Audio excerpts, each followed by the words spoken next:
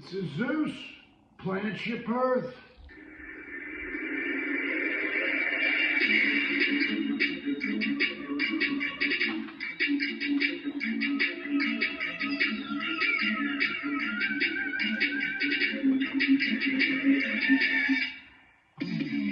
We're trucking 945 miles per second. We are cruising through this realm of thought and thinking. Let us be totally focused on what we're doing today, because today is the day of your amazing good fortune. Our last episode, we were talking about Chapter 9, the hidden value behind your emotions. Why do we have hidden value behind our emotions? Because it's the guidance system that was given to us by God. Source energy. So, as a man feels good, you're in line with source energy. As you feel bad, you're offline. You're never fully disconnected. I know there's been some teachings that say you can be disconnected from God, but truly that isn't the case. Our next step, next chapter, chapter 10, the 3 steps to wherever you want to be. This is some really amazing stuff, and as you've been following along, I hope you've been following along from chapter 1 to now chapter 10. There's quite a few chapters that we're going to be going over, but this stuff here will bring to amount the truth of instant manifestation, because it all starts in the mind. Because as above, so below, as within, so without. The vibration of the frequency that you feel is the frequency that comes back to you, or in alignment with the projection that comes out of your very own eyes inside the field. I know a lot of this stuff is it's new because you live in a vibrational frequency, and this vibrational frequency is different than what you were taught. I know it's different than what I was taught. So let's go into chapter 10. 3 steps to whatever you want to be, do, or have. Okay, so the creative process is conceptually a simple one.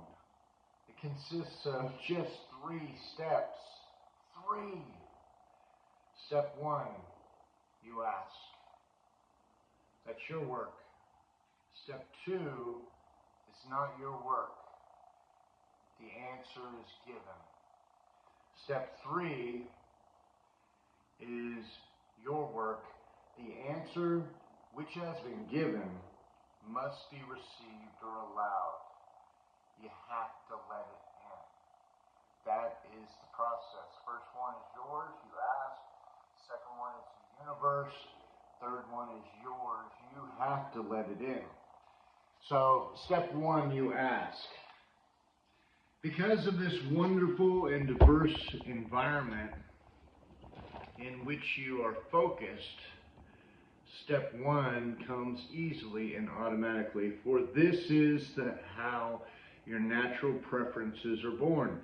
Everything from your subtle or even unconscious desire to clear, precise, vivid ones results from the contrasting experiences of your day-to-day life. Desires or askings are the natural byproduct of your exposure to this environment of fantastic variety and contrast. And so step 1 comes naturally. It's a natural thing to ask. Step 2, the Force. They talk about the Force in Star Wars and stuff like that. The universe answers. Step 2 is a simple step for you, for it is not your work at all. Step 2 is the work of the non-physical, the work of the God force. All things that you ask for, large and small, are immediately understood and fully offered without exception. Every point of consciousness has the right and the ability to ask. And all points of consciousness are honored and responded to immediately. When you ask, it is given every time. Your asking is sometimes spoken with your words, but more often it emanates from you vibrationally as a constant stream of personal honed preferences, each building on the next, and each one respected and answered. Every question is answered, every desire is given, every prayer is answered, every wish is granted. But the reason that many would argue with that truth, holding up examples of unfulfilled desires from their own life experience, is because they have not yet understood and completed the very important step 3. For without the completion of this step, the existence of step 1 and step 2 go unnoticed. Step 3 is the application of the art of allowing. It is really the reason your guidance system exists. It is the step whereby you tune the vibrational frequency of your being to match the vibrational frequency of your desire.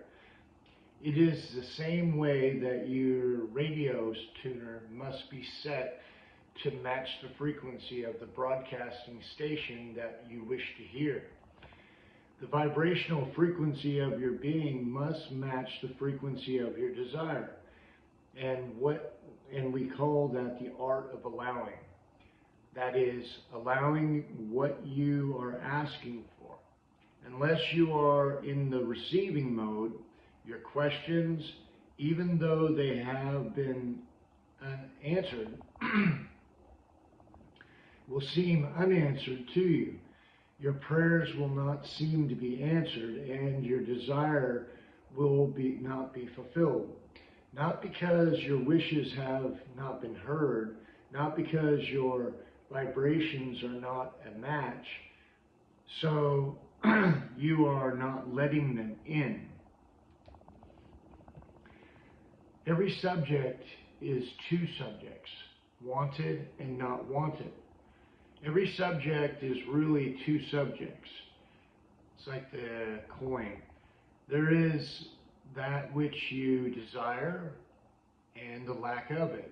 Often, even when you believe you are thinking about something that you desire, you're actually thinking about the exact opposite of what you desire. In other words, I want to be well. I don't want to be sick. I want to be financially secure.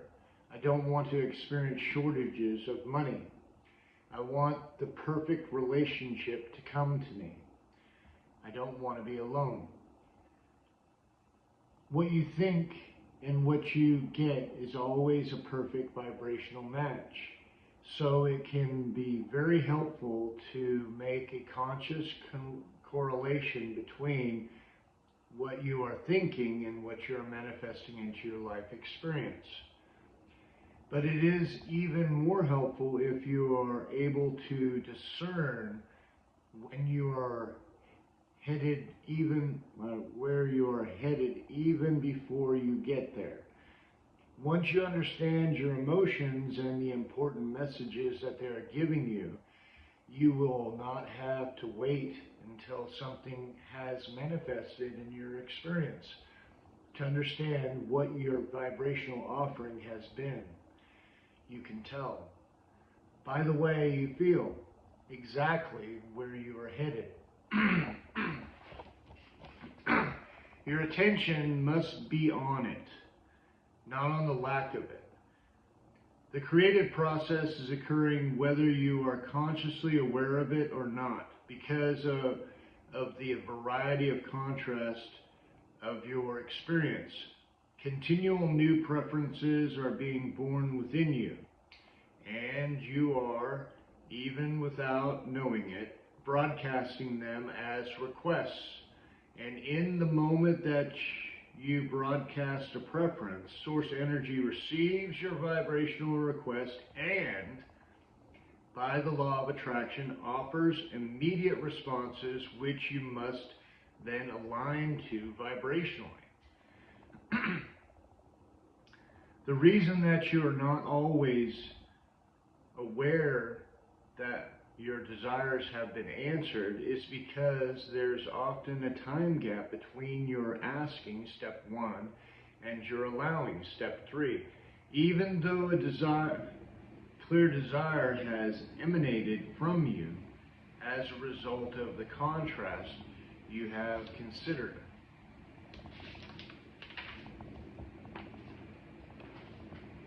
You often, rather than giving your attention purely to that desire itself, focus back on the contrasting situation that gave birth to the desire. And in doing so, your vibration is more about the reason you have launched the desire than it is about the desire itself.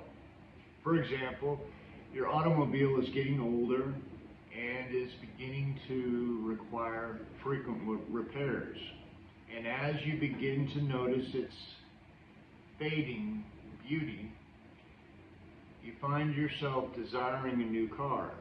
And as you very much wanted that feeling of confident that a dependable new car brings, the confidence a new car brings, a vibrational rocket of desire emanated from you, and source energy is fully and responded in kind immediately.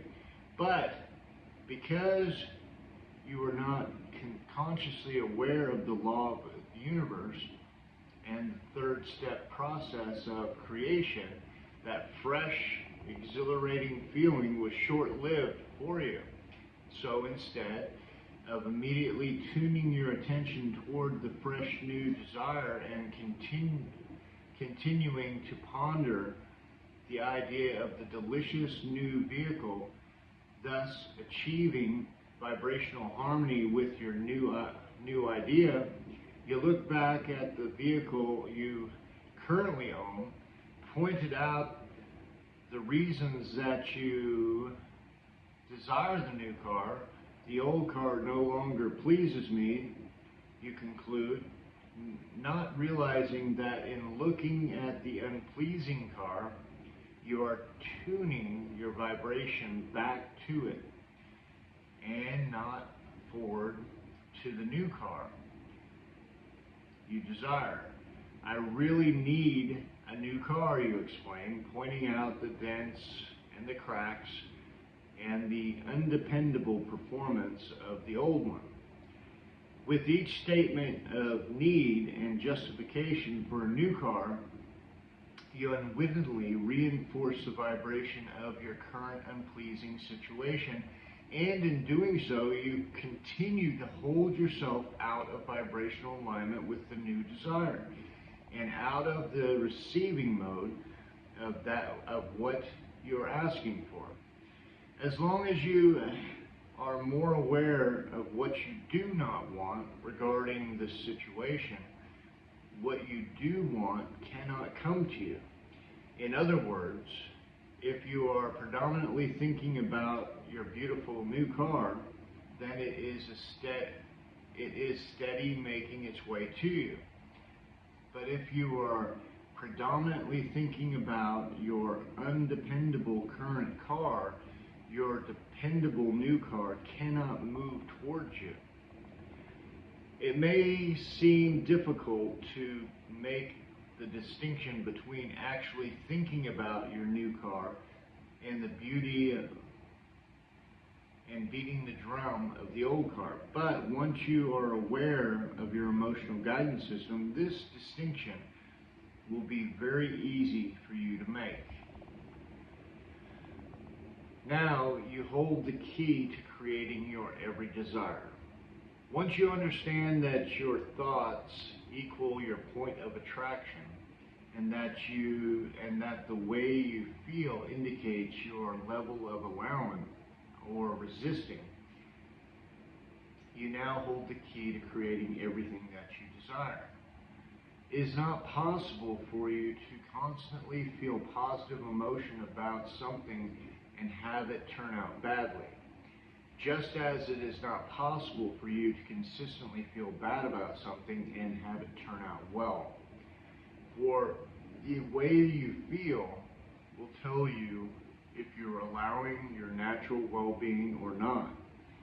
Although there is no source of sickness, you may offer thoughts that disallow the natural flow of wellness, just as you may offer thoughts that disallow the natural flow of your abundance, although there is no source of poverty. Well-being is constantly making its way to you, and if you have not learned thoughts that slow it or restrict it, you are experiencing it in all areas of your life. It does not matter where you currently stand in relationship to anything you desire. By paying attention to the way you feel and by directing your thoughts to better feeling thoughts, you can again achieve vibrational harmony with the well-being that is natural to you. Remember, as extensions of pure, positive, non-physical energy, the more in vibrational harmony you are with you, the better you feel. For example, when you are appreciating something, you are in vibrational match to who you really are. When you love someone or yourself, you are in vibrational match to who you really are. But if you are finding fault with yourself or another, you are in that moment offering a vibration that does not match who you really are. And the negative emotion you feel is your indicator that you have introduced a vibration of resistance, and that you are no longer in the state of allowing your pure connection between the physical you and the non-physical part of you. We often refer to the non-physical part of you as your inner being or your source. This is not important that you call that source of energy or life force, but it is important for you to be consciously aware of when you are allowing a full connection to it or when you are restricting it in some way. And your emotions are your constant indicator of the degree of allowing or resisting the connection.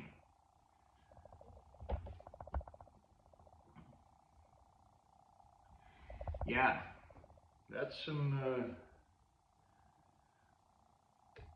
chapter 10, ask, believe, and receive. You know, energy, speed, feeling, resistance to it, the feeling good in the case of flow, feel bad, resistance of the not flow of goodness. You know, I wrote this on the side there after I read it. Yeah, I mean, so the next teaching will be chapter 11, which again will be another directional pointer to something that will, again, allow us to go a little bit further. It's called, with practice, you'll become a joyous, deliberate creator. 11, all in a line. You know, ask, believe, and receive. It's kind of heavy, you know, when you actually go through life and you see things like my truck's broke down and stuff like that, and I do want a new truck and I do have a desire for it, and so, you know, I think to myself, what do I want? I want a Bentley. Is that in vibrational calmness with who I am today? I don't know, but what I do know is I feel good when I think about it, and I know I was in a relationship with a young lady, and fantastic, but what happened was I pushed her away because why? I was afraid of love, maybe, or just I wasn't feeling it inside. But today I do know, and so now I'm like, okay, what do I do in order to bring this stuff about? What do I do? One day at a time. Know that in the kingdom of heaven, nothing is lost or stolen. That which is gone will be back, or something greater. And with that being the case, sir, I welcome the greater always, because if it didn't come to you then, it wasn't really meant for you, even though you thought so. Just one day at a time, right? Today is the day of your amazing good fortune, and every day and every way you get better, better, and better. Today is that day. Thank you. Thank you for the cash apps, too.